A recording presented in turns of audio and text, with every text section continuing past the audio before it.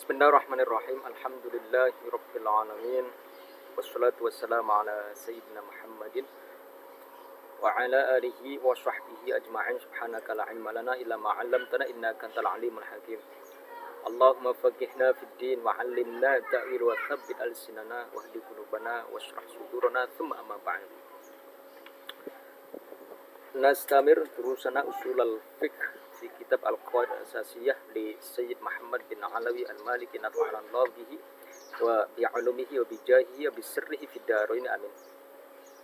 Wa fil muhadarah al-madiyah ma zilna natakallam wa nabhath wa nata'ammal fi babi an-nahy. Kemarin kita masih menjelaskan tentang babun nahy.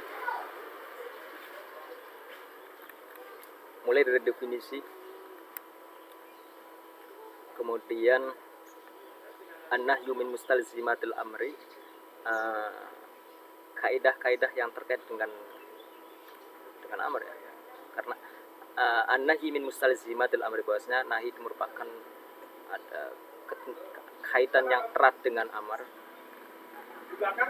Kemudian juga kemarin maqasid syurutul amri hanya saja belum dijelaskan.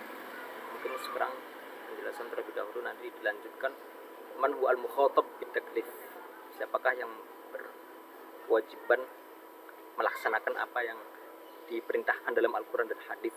Mukhatab itu artinya dalam arti lawan bicara ya. Qabla nabda naqra surat al-Fatihah li muallifi hadzal kitab ala anna Allah yaftah alaina futuhal arifin yashrah sudurana yanawwir qulubana yusaffi arwahana wa yusahhil lana fi fahmi hadzal kitab ala hadhihi niyyah wa ala kulli niyyatin salihah wa ala ma nawassalahu salih. Al-Fatihah. A'udzubillahi minasyaitonir rajim. Bismillahirrahmanirrahim. Alhamdulillahirabbil alamin. Ar-Rahmanir Rahim. Maliki yaumiddin.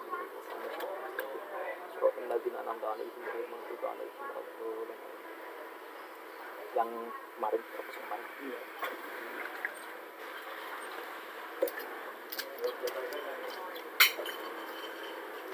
Sukses ya. Sukses. Judul baru berarti ya? Judul baru. Pemilik sekolahnya setuju lagi. Alhamdulillah. Oh, harus ada surat persetujuan ya? Iya lah, kalau nggak setuju kita nggak bisa teliti. Saya sama ganti-ganti judul. Bismillahirrahmanirrahim.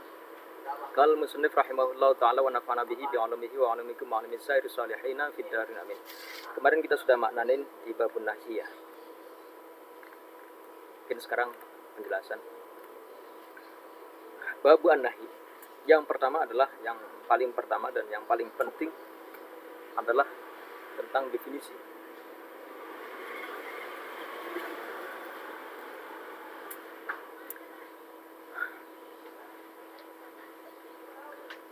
At-ta'rif an-nahyu huwa talabul kaffi, lihat di kitabnya, wa talabul kaffi bil qawli mimman huwa duna talib ala sabilil wujubi. Yang disebut dengan nahi adalah talabul kaffi, tuntutan mencegah ataupun larangan melakukan suatu pekerjaan ya. Lebih tepatnya seperti itu sih. Kalau mengikuti katanya tuntutan mencegah, ataupun maksudnya larangan melakukan sesuatu bil qauli, harus dengan ucapan. Mimman huwa duna talib, kepada orang yang lebih rendah secara levelnya ataupun derajatnya, ala sabil wujubi, semua itu dilakukan, larangan untuk melakukan pekerjaan tersebut atas dasar kewajiban.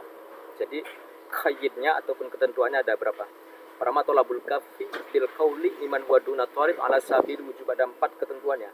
Dalam definisi nahi harus ada 4 ketentuan. Talabul kafi, larang melakukan pekerjaan, bil qauli, karena kalau misalkan larang melakukan pekerjaan, karena nanti kalau misalkan talabul fi'li, tuntutan melakukan suatu pekerjaan, maka itu nanti disebut dengan amar, bukan nahi.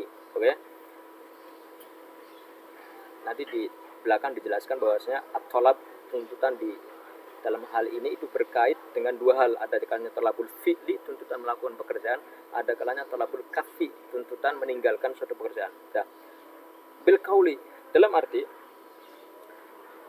tuntutan tersebut ataupun larang melakukan pekerjaan tersebut harus berupa ucapan. Kalau misalkan bukan berupa ucapan, misalkan isyarah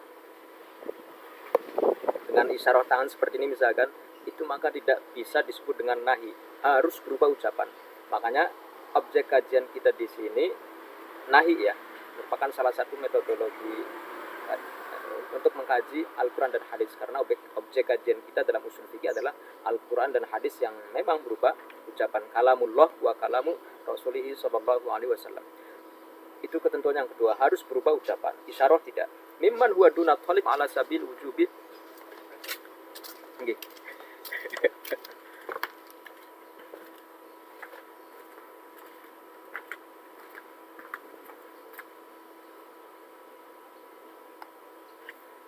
Mimman huwa duna talib ala sabil wujubi. Larangan tersebut dari yang lebih tinggi kepada yang lebih rendah, ala sabil wujubi, dilakukan hal demikian, meninggalkan suatu pekerjaan dilakukan atas dasar kewajiban, kan karena nanti ada ala sabil ibaha, ala sabil karoha, wa ala sabili, banyak sekali subulnya itu, banyak sekali. Nah, definisi nahi ini mirip sekali dengan definisi amr ya, berbedanya di awalnya doang, tolabul kafi. Kalau amr itu tolabul fi'li, secara belakang itu sama, semuanya sama.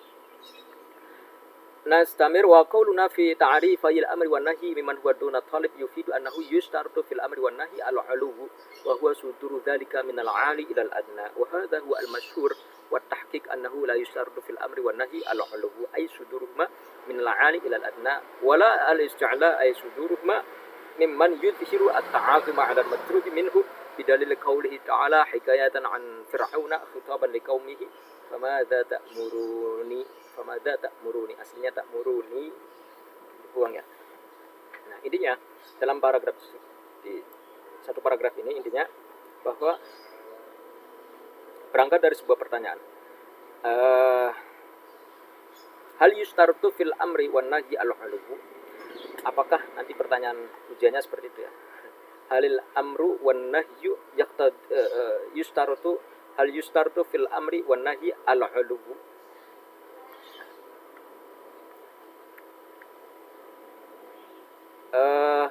Pada definisi amar dan nahi, saya tuliskannya biar karena nggak ada papan tulisnya.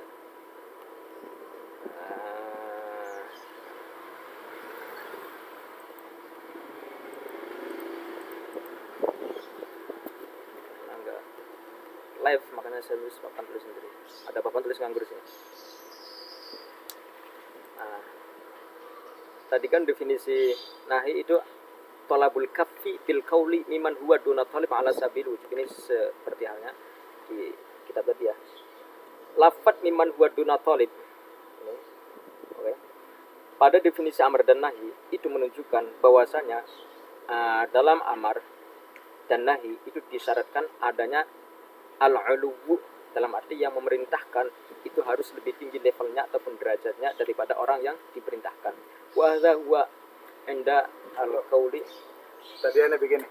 Ana udah makan banyak. Bikin di atas. Apa? Martabak telur mini. Yang kemarin roti, terus saya bikin roti dah. Ternyata kemarin bikin roti Mariam itu kita salah roti Arab. Ana udah bikin lagi. Jadi Yang Mariam apa ya? Yang kemarin apa? Yang ini roti Arab. Tortilla lah istilahnya, tortilla. Ini lagi bikin lagi. Lagi bikin martabak manis juga. Ini lagi rendam dulu. Ntar bagi. Nanti saya bikin juga. Khubus Khusus sama saksuka. suka. Ya asli di sana buat biasanya buat futur. Buat betul. Apa bahannya kalau khusus? Cuma lebih kering aja, lebih gurih. Kalau Nanti di lauknya bisa ikan, ayam ataupun apa namanya? Telur. bahannya apa nih? Seperti biasa sih, seperti biasa. Terigu. Iya. Terus Masih. Sama. Iya. Cuman ada sedikit garam, mentega mungkin. Nanti saya lihat juga di YouTube-nya. Maksudnya dari video orang Arab ya, bentuknya sama kayak gitu. tipis beda. Yang biasanya itu dipanggang, masukkan ke dalam panggangan, di flavor. Kita lanjutkan ya. Sorry, malah ngobrol saya. Biasa lika-liku kehidupan mahasiswa yang sedang menyelesaikan tugas akhir. Tadi sudah dijelaskan tentang definisi amar dan nahi. Bahwasanya definisi amar dan nahi itu mirip, bedanya di tolabul kafi sama tolabul fi'li. Kalau amar itu tolabul kafi, tolabul fi'li ya, tuntutan ataupun perintah melakukan suatu pekerjaan. Kalau nahi itu tolabul kafi, larangan melakukan suatu pekerjaan. Definisi seterusnya itu sama persis. Dah. Kemudian dalam definisi wa qulna fi ta'rifil amri wa nahi mimman huwa duna talib yufidu annahu yustaratu fil amri wa nahi al-'uluw. Di dalam definisi amar dan nahi itu terdapat kata-kata yang dalam kurung ini, perhatikan, mimman huwa duna talib, yang artinya perintah ataupun larangan tersebut dari pihak yang lebih tinggi kepada yang lebih rendah. Kata-kata ini, redaksi ini yang ada dalam definisi itu menunjukkan bahwa di dalam amar dan nahi itu disyaratkan adanya sifat al-'ulu, ataupun di sini didefinisikan suduru dzalika minal 'ali ilal adna, dalam arti keluar ataupun diucapkan oleh pihak yang lebih tinggi level dan derajatnya, makomnya kepada yang lebih rendah, sesuai dengan redaksi yang ada dalam definisi amar ataupun nahi. Wa hadha huwal masyhur, dan ini merupakan pendapat yang masyhur di kalangan para ulama. Maksudnya banyak sekali para ulama yang berpendapat demikian. Wa tahqiq annahu la yushtaratu fil amri wan nahyi al-'uluw. Meskipun di sini disebutkan oleh Said Muhammad bin Ali Al-Maliki dalam kitab Al-Qawaid Al-Asasiyah bahwa pendapat yang hakikah, dalam arti yang sebenarnya, hal demikian tidaklah disyaratkan. Dalam arti siapa saja meskipun dari pihak yang lebih rendah boleh memberikan larangan ataupun perintah. Wala al-isti'la, tidak disyaratkan adanya sifat al-'ulu ataupun isti'la. Kalau al-'ulu itu dalam arti sebenarnya dia lebih tinggi levelnya dengan sebenarnya. Kalau isti'la so'an ay suduruhma mimman yudhiru at-ta'adum, keluar dari redaksi tersebut, keluar dari orang yang membesarkan dirinya, al-matlub, sombong. Bidalil qauli ta'ala hikayatan an fir'auna khitaban liqaulihi famadza ta'muruni. Ini kan ceritanya siapa? Fir'aun ya. Fir'aun meminta istifsar, meminta pendapat kepada para penasihatnya. Famadza ta'muruni, apa yang Anda perintahkan kepada saya? Padahal dalam hal ini mereka kan tidak cuman yata'adzam, membesarkan diri, padahal enggak. Nah, ini juga dalam artian disebut dengan amar, meskipun dari redaksi tersebut dari yang dalam artian bukan memiliki sifat 'ulu tapi isti'la, meninggikan diri yang tidak pada sebenarnya. Famadza ta'mur. Intinya dalam satu paragraf ini, boleh nanti soalnya adalah dalam ujian, wa hal yushtaratu fil amri wan nahyi al-'uluw aw al-isti'la. Boleh catat dan ingat-ingat ya. Bocoran soal. Nanti pas keluar soalnya lupa jawabannya. Apakah disyaratkan ketika dalam perintah amar dan nahi adanya sifat al-'ulu atau tidak? Jawabannya adalah fihi khilaf bainal ulama. Ada perbedaan pendapat antara ulama. Yang pertama, menurut qaul yang masyhur, hal demikian disyaratkan adanya sifat al-'ulu, suduru dzalika minal 'ali al adna, menurut qaul yang masyhur. Menurut qaul yang hakiki, menurut pendapat lain, tidak apa dengan redaksi seperti itu, bahwasanya dalam amar dan nahi tidaklah disyaratkan al-'ulu awin nahi. Ini soal perdebatan ulama saja. Kalau mau dibahas lebih jauh lagi ke kitab yang babonnya ya, Ghayatul Usul, Jamul Jawami, Al-Bannani dan seterusnya, itu saya kira ini intinya perdebatan ulama saja. Ada yang memperbolehkan, ada yang mensyaratkan, ada yang tidak. Dah, itu aja. Kemudian selanjutnya adalah an-nahyu min mustalzimatil amri. Ini kalau kemarin kan al-qawaid allati tata'allaqu bil amri, intinya seperti itu. Kaidah-kaidah yang terkait dengan amar, dan di sini ada kaidah-kaidah yang terkait dengan nahi. Kaidah usuliyah terkait dengan nahi. Wa'lam anna al-amra bi syai'i al-mu'ayyan nahyun mani'un 'an diddihi 'ala al-asahhi. Di mana annahu anna ta'alluq al-amri bi syai' huwa 'ainu ta'alluqihi bil kaffi 'an diddihi wahidan kana ad-diddu ka diddi sukun alladhi huwa at-taharruk aw akthar ka diddi al-qiyam alladhi huwa al-qu'ud wal ittika wal istilqa. Nah, intinya adalah di paragraf ini bahwasanya an-nahyu min mustalzimatil amri. Ketika dalam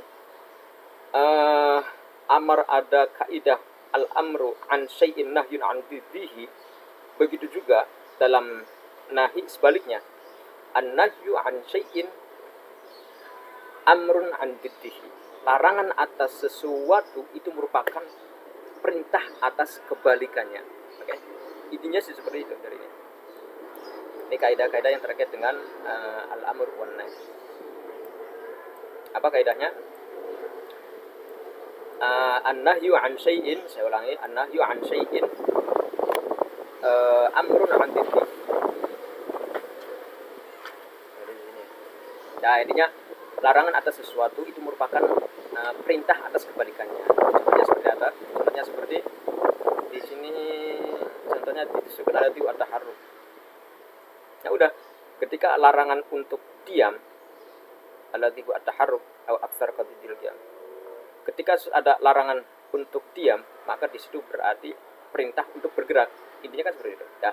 Au aktsar, ataupun ketika kebalikan daripada kebalikannya itu lebih dari satu. Kalau tadi kan larangan untuk diam, berarti di situ redaksi larangan untuk diam itu menunjukkan pada makna perintah untuk bergerak. Oke? Karena kebalikan daripada diam adalah bergerak. Berarti larangan tersebut juga memiliki makna. Larangan untuk diam memiliki makna perintah untuk bergerak. Dah. Ataupun kebalikannya itu banyak. Contohnya di sini qadidil qiyam alladzi huwa al-qu'ud. Larangan untuk berdiri. Alladzi huwa al-qu'ud aw al-istika wal istilqa. Fatalab lahu ta'alluq wahid amri. Ataupun nanti kebalikannya itu banyak. Contohnya misalkan larangan untuk la taqum, janganlah berdiri. Alladzi huwa al-qu'ud aw al-ittika wal aktsar. Maka dalam hal ini perintah untuk sebaliknya, yaitu tidak untuk berdiri, berarti nanti ya boleh duduk, boleh ittika tongkrong, ataupun istilqa tidur terlentang. Fatalab lahu ta'alluqun wahid amrayni huma fil syai'i wal kaffi 'an diddihi fa bi'adibal awal wa al-amru wa bi'adibal athani wa annahu wa kadzalika an-nahyu 'an syai'in qila innahu amru bi diddihi qat'an fa in kana wahidan fa wadah wa in kana aktsar kan amrun bi wahidin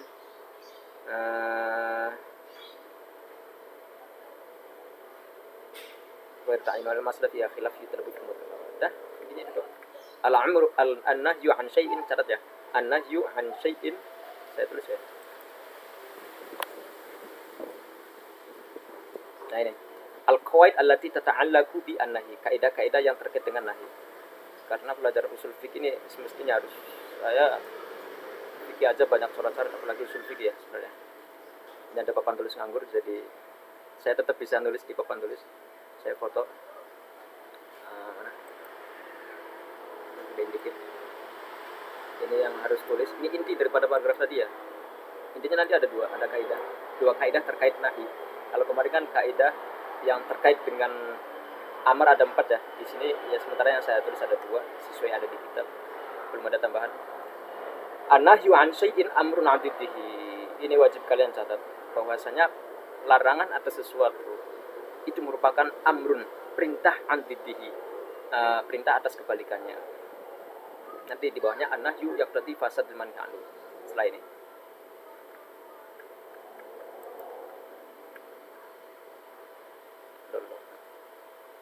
Dulu.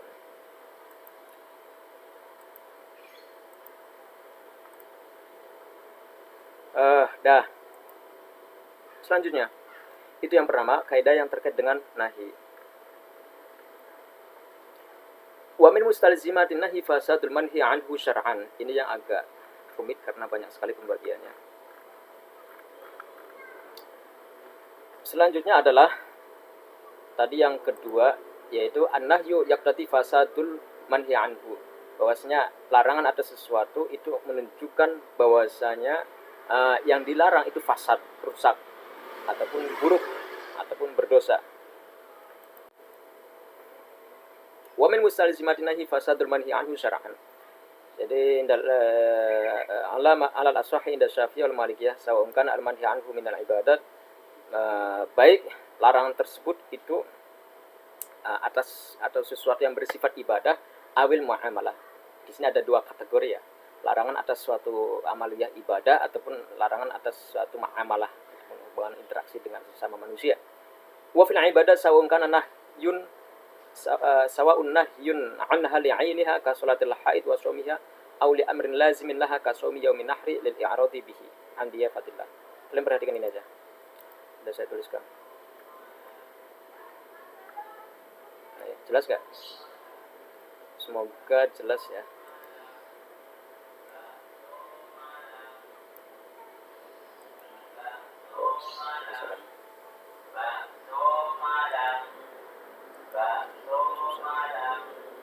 Dah. Perhatikan di gambar. Ini kaidah yang terkait nahi yang kedua. An-nahyu an syai'in yaqtadi fasadal manhi anhu. Larangan atas sesuatu, semoga tulisan jelas. Itu menunjukkan bahwa yang dilarang tersebut itu fasad, buruk, jelek, tidak sah, ataupun batil. Nah, selesai. Ini kaidah yang kedua terkait nahi. Kemudian fasadul manhi, baik fasadnya larangan tersebut itu dalam terbagi dua, ada kalanya dalam ataupun kategori ibadah ataupun muamalah. Amalia ibadah dalam artian hubungan kita dengan Allah, muamalah dalam artian hubungan kita dengan sesama manusia. Nah, yang ibadah, larangan tersebut ada kalanya li'ainiha, karena zat ataupun inti daripada ibadah tersebut. Contohnya seperti sholatul haid. Bahwasanya disebutkan dalam sebuah hadis ataupun Al-Quran, saya belum nyari. Intinya seorang perempuan yang sedang haid itu dilarang baginya untuk melakukan sholat. Larangan sholat terhadap perempuan yang haid karena ainiha, karena sholatnya tersebut. Inti daripada sholat tersebut, karena dalam sholat itu disyaratkan harus suci dari hadas kecil ataupun hadas besar.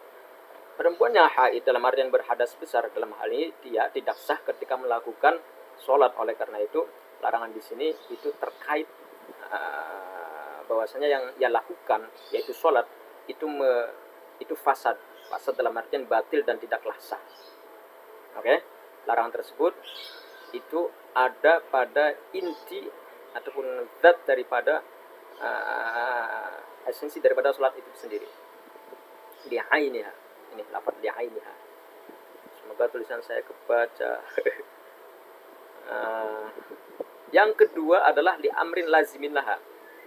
Maksudnya saya bikin kayak gini biar jelas kalian bagiannya. Yang kedua ada kalanya suatu larangan itu tadi fasadul manhi. Ada kalanya suatu larangan tersebut itu kembali pada sesuatu yang menjadi kelaziman ibadah tersebut. Kalau tadi kan terkait inti daripada ibadah tersebut. Ketika dilakukan dalam keadaan haid, perempuan sholat tidaklah sah sholatnya. Nah, kalau li amrin lazimin laha, larangan tersebut pada sesuatu yang terkait yang menjadi kelaziman ibadah tersebut. Contohnya saumu yaumin nahri, puasa di hari nahar, di hari kurban, yaitu tanggal berapa? 11, 12, dan 13 Dzulhijjah. Seseorang dilarang untuk berpuasa pada 11, 12, 13 Dzulhijjah itu bukan karena inti ataupun ain zat dari puasanya itu sendiri, tapi lebih karena dalam arti ketika dia memenuhi syarat dan rukunnya ya sah-sah aja. Tapi karena di situ dilarang, akan tapi karena lil i'rad, nanti ada di kitab yang sudah kemarin dijelaskan, lil i'rad an diyafatillah. Karena dalam hal ini Allah pada tanggal 11, 12, 13 memberikan diyafah ataupun suguhan dari Allah Subhanahu wa taala. Oleh karena ada diyafah, maka dalam hal ini seseorang dilarang untuk berpuasa. Hanya saja, saya ulangi, larangan puasa tersebut itu bukan karena ini hadat puasanya. Kalau puasanya sesuai syarat dan rukunnya maka sah-sah saja. Tapi bukan karena itunya, karena pada hari-hari tersebut Allah memberikan suguhan, sehingga Allah larang untuk berpuasa pada hari-hari tersebut. Boleh kita puasa dahr setahun full misalkan, akan tapi ada hari-hari tertentu yang kita tidak diperbolehkan ataupun haram bagi kita untuk melakukan puasa, seperti dalam Idul Fitri, Idul Adha, dan juga dalam Ayyamut Tasyrik saumu yaumin nahri ini dilarang. Alasannya apa tadi? Karena lil i'rad an diyafatillah, karena berpaling ataupun tidak menghargai hidangan Allah Subhanahu wa taala. Nah, yang kedua, fasadul manhi ini ada kalanya fil muamalat, dalam konteks transaksi bersama manusia. Terbagi menjadi dua, ada kalanya an-nahyu ila nafsil aqdi, larangan pada suatu transaksi, ila nafsil aqdi, pada inti transaksinya. Contohnya bai'ul hasah. Kemarin sudah dimaknai yang sudah kita maknai. Bai'ul hasah itu jual beli dengan batu sebagai ganti daripada sigatnya. Sigat nanti kan ada syarat di dalam transaksi jual beli, ada rukun-rukunnya dan juga ada syaratnya. Nah, di antara rukunnya kan itu nanti adanya mabdi, adanya bai, adanya pembeli, penjual, sighah, transaksi ya. Nah, bai'ul hasah, sighah itu, bai'ul hasah ini konsepnya adalah dia melempar batu pada suatu barang, dia membayar, oke. Kemudian nanti lemparan tersebut jatuh pada barang yang terkena. Nah, barang yang terkena batu tersebut nanti dijadikan sebagai mabi, barang yang dibeli, dan itu belum tidak menentu ya. Maksudnya kayak ada unsur, boleh jadi ada unsur doror di antara pilihan yang terkena batu tersebut, kayak lotre lah atau gimana. Nah, oleh karena itu dalam hal ini bai'ul hasah itu dilarang. Karena apa? Karena larangan tersebut pada ada ataupun fasadnya pada nafsul aqd, pada inti transaksinya. Harusnya ada sigot, tapi di sini sigotnya diganti dengan bai'ul hasah, melempar batu, di mana transaksi dengan konsep melempar batu itu ada unsur gharar ataupun doror. Gharar, ada unsur gharar dalam artian penipuan. Boleh jadi karena tidak tentu mana mabi yang kita beli yang jelas yang mana. Boleh jadi baik, boleh jadi buruk, ataupun sebaliknya. Dengan harga yang sudah jelas, akan tapi barangnya belum jelas, dan itu tidak sesuai dengan syarat akad. Oleh karena itu, transaksi dalam hal ini itu tidaklah sah. Nah, Nabi melarangnya. Larangan tersebut kembali pada nafsul akad, yaitu konsep transaksinya yang tidak sah ataupun fasad. Fasad itu dalam artian batil dan tidak sah. Ya. Dan juga ada kalanya fasadul manhi ini berupa muamalat, larangan tersebut ila amrin dakhilin fil aqdi. Contohnya bai'ul malakih. Larangan tersebut kembali pada sesuatu yang sebenarnya di luar akan tapi masuk dalam akad. Ila amrin dakhilin fil aqdi, sesuatu, larangan pada sesuatu yang masuk dalam akad. Kalau tadi kan larangan tersebut pada inti akadnya, inti transaksinya. Kalau ini larangan pada sesuatu yang masuk dalam inti transaksi. Contohnya bai'ul malakih adalah nanti di muamalah ya. Nah, kalian nggak ngaji ini ya. Kalian kan ngaji fatul qorib nanti cuma sampai ibadah doang, bab haji ya, nggak sampai muamalah. Kalau yang kelas yang sekarang kelas 11 itu kemarin sudah selesai pada kelas 10 ya. Di muamalah ada namanya bai'ul malakih ataupun jual beli janin. Ada kambing, kucing, kemudian kita beli janinnya yang ada di dalamnya. Hal tersebut dilarang karena apa? Ada nggak alasnya yang jelas kemarin?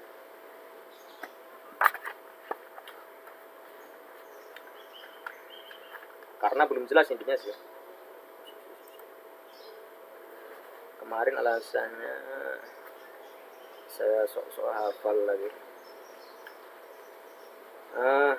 Bai'ul malakih wa huwa bai'u ma fi butul ummahat fa nahyu rajul ila nafsil aqdi wa bai' ruknun min arkanil aqdi wa nahyu rajul ila nafsil mabi wal mabi ruknun min arkanil aqdi wa ruknu dakhilun fil mahi. Intinya adalah bahwa larangan tersebut itu pada mabi. Mabi itu barang yang dijual. Oke. Kalau tadi kan inti transaksinya salah. Yaqtadil fasad. Kalau di sini bahwasanya lebih ke mabi, di antara larangannya pada mabi, yaitu barang yang dijual berupa janin yang belum jelas masih ada dalam perutnya induknya. Nanti banyak sekali syaratnya, di antaranya tidak boleh najis dan seterusnya. Syarat surutul mabi, syarat-syaratnya barang yang dijual. Nah, Bai'ul Malakah ini mabinya tidak memenuhi syarat untuk dijual belikan sehingga tidak